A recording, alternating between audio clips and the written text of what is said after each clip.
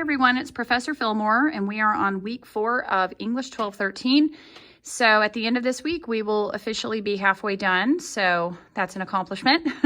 So we are finished with classical argument. We're now heading into our second major essay called the Rogerian argument, and it is a little bit different, but you are going to be able to continue working with your same topic if you would like, and I think that will actually help save you some time in the long run.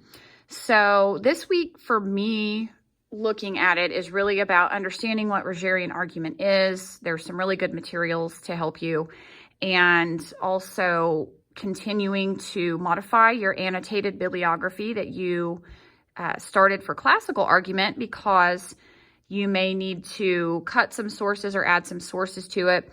And the other activity this week is taking a look at someone else's argument and analyzing it in terms of a Rogerian argument.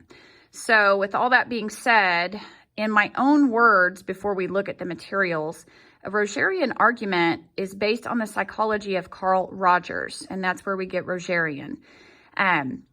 He made a really valid point that often when we argue, people leave the argument completely unchanged. And he suggested that maybe one way that an argument could be more productive is if both sides are willing to meet in the middle, and that's called compromise. So the key feature of a Rogerian argument is compromise, and that's the key idea that we want to take into this. I think in order to find compromise, you have to find areas of middle ground. And so that's the challenge that we're going to face, is when you have two opposing viewpoints, what are some things, what are some values, what are some ideas that both sides would consider important. So let's go ahead and scroll down to learning materials. There are a couple of videos already posted right here, and I'll be adding the ones I'm recording to it. So one is a PowerPoint of how to write a Rogerian argument, and the other is a 1.5 minute animated video illustrating the parts of the Rogerian argument and a model of how to reach a compromise. So I think if you will look at the PowerPoint, it is actually provided by Mike Franco, who is actually my boss. He's also an English professor.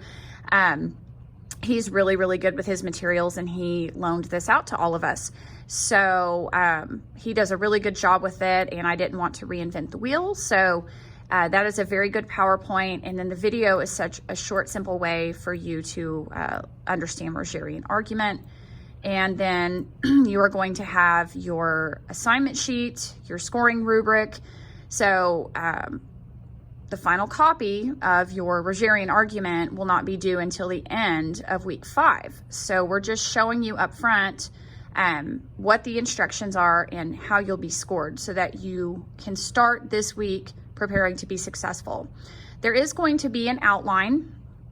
So this will make more sense here when we look at it on the next video. It's, pretty similar to what you did with your classical argument outline. You're just going to sort of plan out the parts. There is a student example that we'll look at. And then we have several more PowerPoints that I think are really helpful. Writing the Rogerian argument outline, writing the Rogerian argument thesis, and writing the Rogerian argument common ground. And then there are some specific pages from your textbook linked. So what we'll do is stop this video, and the next one we're going to start by going through each document specifically.